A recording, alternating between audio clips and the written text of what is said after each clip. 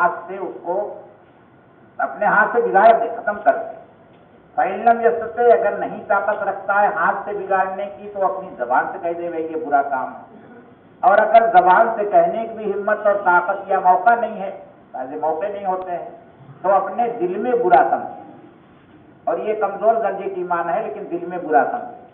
دل میں برا سمجھنے کی علامت بزرگوں نے یہ بتلائی ہے کہ اس کام میں شرکت نہ کرے، یہ دل میں برا سمجھے۔ یہ مطلب نہیں کہ برا بھی سمجھے اور اس میں شرکت بھی کر لے تو کیسے سمجھا جائے گا کہ یہ آدمی اس کام کو برا سمجھ رہا ہے۔ تو یہ فرمایا ہے اللہ کے رسول نے کہ تم میں سے کوئی دیکھے، وضاحت کی گئی کہ وہ حکام کی ذمہ داری ہے کہ وہ طاقت سے روکے، لیکن دوسرے لوگوں کی ذمہ داری ہے یا تو وہ زبان سے کہیں یا اس کو برا سمجھیں۔ اب کتنے منکرات ہیں، ایک تو منکر یہی ہے سب سے بڑا، ہم لوگوں میں امت میں داخل ہو گیا ہے غیر قوموں کی نقالی۔